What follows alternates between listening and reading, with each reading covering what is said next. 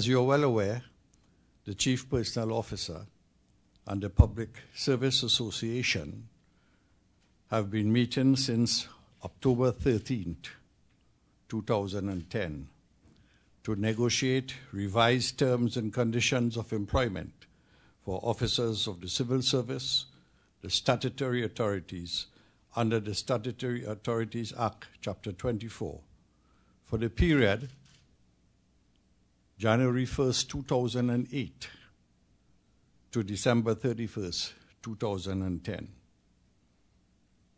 As of December 21st, 2010, the parties have held 11 meetings.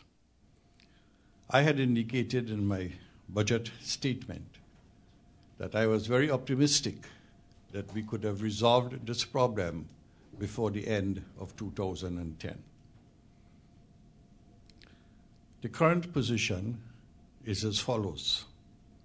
At the meeting of the parties held on November 24th, 2010, the Chief Personnel Officer indicated to the PSA that in an effort to conclude the negotiations on salaries and COLA, she would offer a settlement position, an increase of 5% on salaries over the period 2008 to 2010. However, should the PSA not accept the settlement offer, she would revert to her previous offer. The details of the settlement offer are as follows. 1, there will be consolidation of the cost of living allowance of $125 per month, existing as December 31st, 2007, with salary existing at that date. 2, for the period January 1st, 2008 to December 31st, 2009, a new COLA of $125 per month will be paid. With effect from January 1st, 2010, an increased rate of COLA of $135 per month.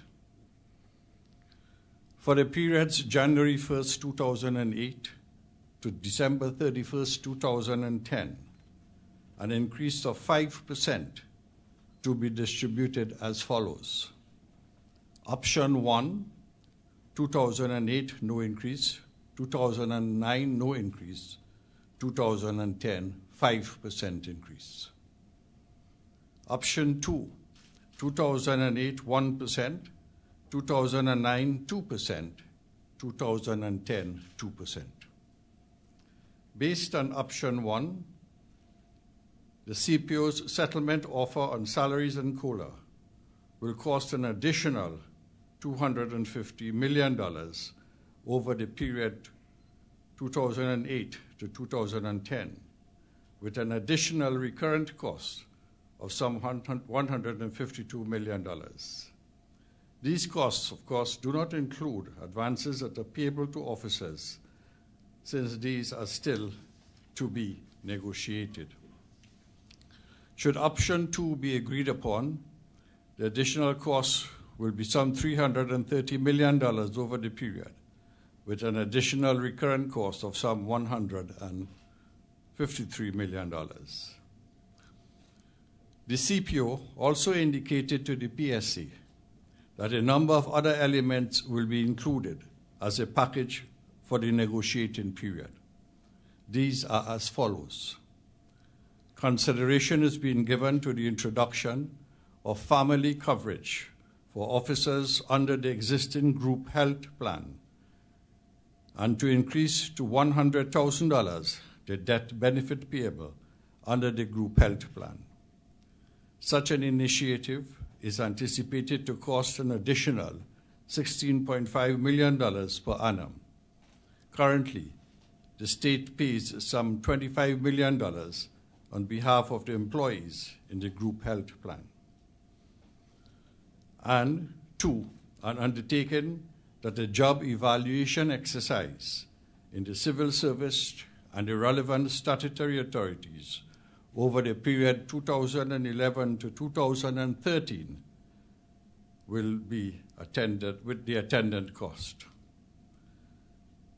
The CPO's proposal has been made taking into consideration current economic realities and the fact that the revised terms and conditions of employment for some 50,000 monthly paid public servants and also daily paid employees are yet to be negotiated. In addition, and in keeping with the undertaking given by myself as Minister of Finance in the 2011 budget, retired public officers, including retirees from the civil service, are entitled to a minimum pension of $3,000 per month. This took effect from January 1st, 2010. We have done an assessment of the effective changes in the rate of remuneration. And while we have in fact indicated that we have offered a basic increase of 5%, our figures now suggest to us that the increases that are being proposed by the government ranges from 9% at the lower income groups to 6% at the higher level of the service. In the context of what is happening globally, this must indeed be considered to be an ambitious proposal, as we intend to ensure that the national balance sheet of this country is sustainable and can provide the basis for economic recovery. Let me just say for the attention of the national community that over the 10 weeks, the CPO has faithfully upheld the collective bargaining process in an effort to settle the matter of revised salaries and COLA for the approximately 33,000 officers of the civil service and statutory authorities, while taking into account, as I said earlier, the realities before us. Meetings have been held weekly and on occasions well into the late night and early morning. We have taken every effort to faithfully adhere to the provisions of the collective bargaining process. It has been noted, however, that in advertisements appearing in the press over the weekend of January 1st, 2011, and today, January 3rd, 2011, the PSA has called for a no-work day on January 4th, 2011. Essentially, this advertisement has been addressed to all public servants. It is necessary to point out that Section 69.1 of the Industrial Relations Act, Chapter 8801, identifies the categories of persons prohibited from taking industrial action. Subsection A specifically identifies members of the public service of Trinidad and Tobago as one of the categories so prohibited. That section of the Act also outlines the penalties to be imposed on individuals and holders of offices in a recognized association or union who contravene the provisions of Section 1 or who call for industrial action to be taken or who induces or persuades any person to take such action. The government of Trinidad and Tobago anticipates, in its quest for revised salaries and other terms and conditions of employment, that the Public Service Association will demonstrate a sense of responsibility by adhering to the existing laws of Trinidad and Tobago. We continue to be fully committed to the continuation of the collective bargaining process.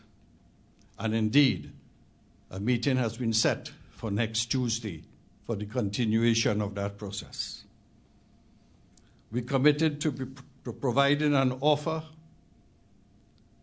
that is now well known, covering at the lower end 9% increase and at the higher end 6% increase. The actual increases that we have proposed is in the order of 5% for salaries itself, without including the COLA, pension, and other medical benefits. I thought it important, as the chairman of the Committee of Cabinet that looks into this matter, that for the first time I address the national community on this issue.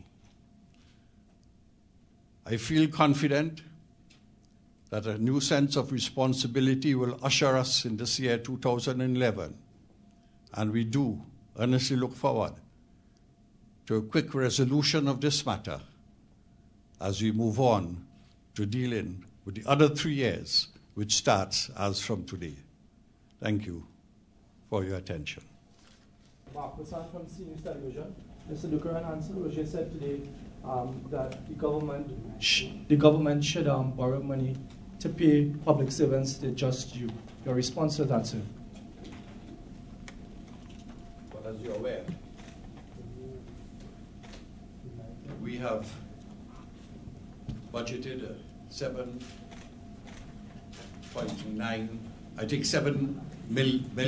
billion of deficit for this year. That represents 5.8% of our GDP. We consider that high, but tolerable. I do not want to put this country in a position where it increases its burden on the debt of this country, which will then affect the very sustainability of our balance sheet. We are conscious of the fact that other countries have done that and are currently paying an enormous price in the economic outlook.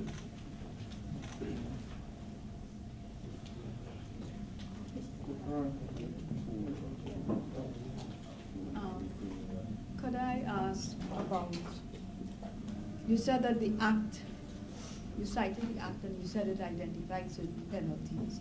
Is it that the government is saying that public servants who follow the call of that Act, that they would be dealt with according to this Act? And could you specify these penalties while you're at it, please? Well, obviously, as a government, we must uphold the law. But we hope at this stage good sense will prevail and that we will come to a quick settlement on this issue. And we also recognize the need for this society to maintain in good spirit the whole issue of collective bargaining. The exact penalties in the law I do not have, but we can make that available if necessary. At this stage, I do feel that that will not be necessary.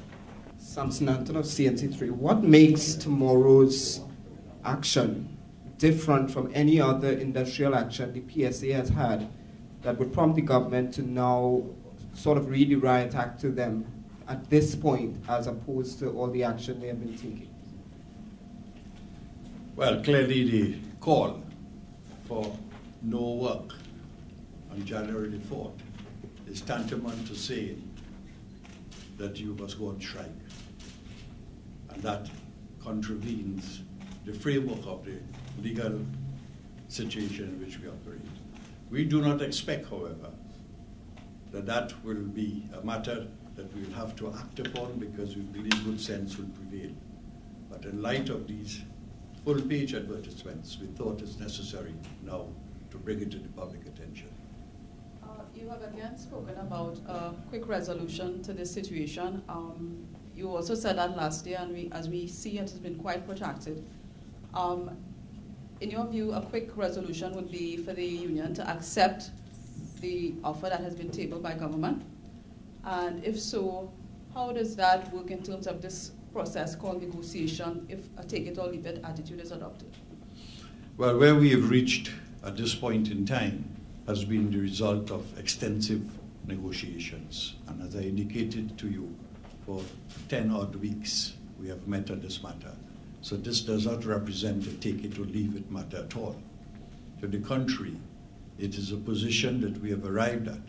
I must also let you know that sometime in November, I was under the distinct impression that we had come almost to the end of that negotiation, and there was willingness to move towards acceptance so that we can move ahead.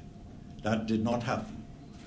And the fact it did not happen is a matter of concern to me and disappointment. But I still hold out the view that that negotiated position, which I indicated to you, is far greater than has been accepted by the union. Interpretation of it is one that can fit the requirements of today, moving from 9% at the lower end to 6% at the upper end. That 9% includes the consolidation of COLA. Is that how you arrived at the 9%? That's right. That's right. I will give you the data on that. All right. Chester Brown 95.5 FM. You mentioned that anyone who incites persons to not to work, action could also be taken against them. Is it that action will also be taken against Mr. Watson Duke? No, there is no such protestation on my part. At this point in time, I'm indicating what the laws are. I'm trying to gather how you intend to assess those who stay home, if in fact you can find them guilty of answering that call, given that you may very well get a number of sick leaves or people calling in sick and different ways of not coming out to work. How is there a mechanism in place to assess who is really staying home for legitimate reasons and who are not? We are not going to operate on the law of supposition at this point in time. The Minister of Finance had made it quite clear that both the government and we hope the unions and public officers, we will all abide by the law. At this point in time, public officers are extremely intelligent people. They know their rights, they know the rules, they know the regulations, they know what they must do. And we believe that, and having been a public officer for over 36 years as well, I think public officers are very intelligent people to let good sense prevail and let the round table decide how they must be compensated as indicated by the industrial, based on their negotiations. This government is not about using, any harsh method. It's a government that is looking for the pros and cons, and we hope that on all sides, we are going to rethink our position in the interest of every individual, every public officer, and also the nation. So we want a win-win situation. I really don't want to belabor the point, but we're hearing that you're confident that good sense would prevail, but at the same time you are outlining this law. Do you not perceive that this can be taken as a threat to the public servants? And how do you juxtapose what could be seen as a threat to them to come out to work or else against what you are saying, that you confident good sense would prevail? What message are you really trying to send? What, as I said, we are doing is simply outlining the state of affairs. And in light of the advertisements that have now called for some kind of action that is tantamount to contravening the laws, that we thought we should bring it to the attention of all. That's all that we are saying at this point in time. It is no threat whatsoever. Mr. Dukran, one of the things the unions are saying is that prior to being elected, the Prime Minister and the partnership lobbied union leaders, and they were given the idea that labor issues will be on the front burner, etc. And they are now saying that what they see as the stance being taken now in terms of the offer that is being tabled is a betrayal to unions and to workers. What are your views on that? And what was the rationale in proposing 1% and 5%?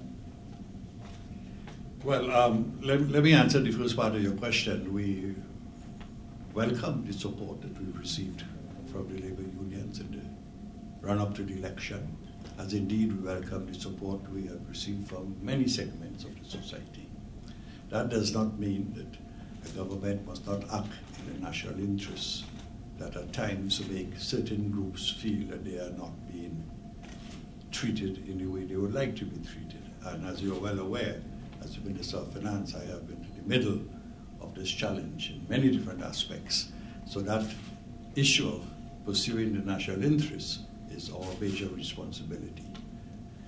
With respect to the details of the offer, the negotiations started early on, and at that time there was no firm position that had been worked out as to the final settlement arrangement. And over a period of 10 weeks, we moved from the initial offer to what we thought was an affordable offer that would satisfy the demands of the workers in the public service. And therefore, it remains today what we believe to be a very responsible offer at this point. The reason I'm asking is that the public servants haven't had an increase in a number of years, so by starting off at 1%, that was regarded as vexatious, and various other terms have been used to describe it. Do you think that the government really should have started off on that footing? Well, maybe it should not have started that way, I agree, but I think we've moved a long way since then. And we have included the medical coverage, we've included the consolidation of COLA, we have included some other provisions with respect to death penalty and so, not death penalty, sorry, death benefit, sorry, excuse me, death benefit, which is part of the overall package. And we have also included the commitments to look at the issue of the civil service being restructured in accordance with the market requirements over the next 3 years. We must bear in mind that this is an agreement that we were discussing for the last 3 years, 2008 to 2010. So you say that the proposal is a follow-up from what the PNM administration had planned to come in? They didn't give a proposal. I don't think they gave a proposal at all. The problem. The problem was never addressed. I come in here. Some of you asked a question that someone said today that public officers should get their just due. That is their compensation. Definitely, that is dependent on a job evaluation exercise. That the public service, the civil servants, unfortunately were unable to conclude theirs. The teachers concluded theirs way back in 2002, and their salaries were adjusted. And so too was the police, etc. It is since 2002. We have not had the civil servants have their job evaluation done because it is constantly being stopped, and the government was willing to do so. So now, in order for them to get their just due, we have to do the job evaluation exercise, and I believe Mr. Duke has now agreed. We are extremely pleased about that. And that is going to determine equity, internal equity, as well as external equity. And so that their compensation can be pitched at what is given both internally and externally with the various jobs. And that's critical. We agree, but we have to engage on the exercise, and we are hoping within the next 3 years that will be done. In the meantime, we have to address the negotiation issue that is mandatory. And this is why we are here. We are communicating to you. We are responding because it's important public officers and the national community be aware of what is happening and that we are working towards resolving the problem. Just another question. The Prime Minister agreed to give police officers a $1,000 increase. That did not go through any negotiation process. Can you explain that further in terms of the negotiation process on public officers and one section of public officers getting a $1,000 increase across the board? That was a special incentive allowance done in the context of our effort to deal with the crime situation and did not form part of the negotiations of wages. And it is part of an overall package of laws, incentives, and programs to deal with the crime situation. So this issues to public officers could be given an incentive also to increase productivity. To reduce crime. Based on compensation principles, you need to understand that jobs are paid, persons are paid given the value the job brings to an organization. And therefore, crime, safety and security is number one for any society. Safety and security of its citizens. And therefore, the value of the job of the police officer is extremely critical to the very safety of the society. Because if we are not safe, we cannot live. We will not be able to work. Neither would be able to have a safe environment. And because of the value of that job to the national society, and based on compensation principles, you read any compensation book, and it's going to tell you are paid based on the worth that that job contributes to the organization. The police, a part of the job being contributing to the national security, it contributes to the entire society. So given its value, that can be done. Yes. Thank you very much. Just a short response to a lingering issue in the public domain of the government's approach to the labor sector. And you are right, the labor sector provided enormous support and continue to be a very integral part of the government. And our commitment to labor is as high as it has always been. You'll recall that on entering office, we quickly moved speedily, I think, during the budget to increase the minimum wage, and that was also a commitment. We increased the pension benefits for retired persons. The labor movement was very forceful on that as well. We do have plans for reforming and amending labor legislation. In this matter, as the Minister of Finance indicated to you, in this matter, there is at the lower rung, I believe, a 9% increase in their package. Apart from that, we are considering, in line with the requests of the public officers, the expansion of the group health plan, where for the first time, I suspect, maybe in the Caribbean, public officers and members of their family would be the beneficiaries of a group health plan. We are considering a very significant increase in death benefit payments so that the labor sector has received tangible benefits in that sense. On the issue of negotiation, the CPO and the Ministry of Finance, they have been at the bargaining table for 11 meetings or so and faithfully pursuing the collective bargaining process. The former administration, as you recall, did not have the political will to even get into a boardroom with the unions. They couldn't, for whatever reason, because maybe they could not muster the courage to make an offer. But this is what we have been doing over the last 10 weeks or so. And I think that the evidence on the table will suggest that the government in 7 short months have responded to the concerns of the labor sector. It is only on the issue of negotiations for wages, salaries, and so on, where, as you know, the financial reality that the government faces, that brings the weight to bear on negotiations and the outcome.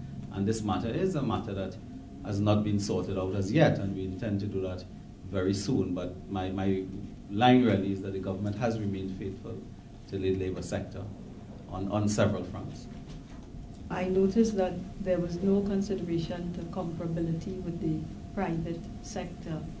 Is that something that the government has considered in terms of these negotiations at all? And the other question I'd like to ask is does this government feel that the public service is overstaffed? Well, with respect to the comparability with the market rates, we did agree that job evaluation is an essential part of programming public sector reform. And out of that process over the next few months or beyond, we hope we can then arrive at what is really the right job evaluation that will put the rates nearer to market rates. But clearly, at this point in time, we have to be restricted and constrained by the national balance sheet of the country. Could I just add by saying that we were motivated by the living wage concept? That is, we must provide to the people the best living wage that we can, and hence the movement on pension, the movement on medical, the movement on cola. And we are also motivated by the need to have job security in Trinidad and Tobago at this point in time.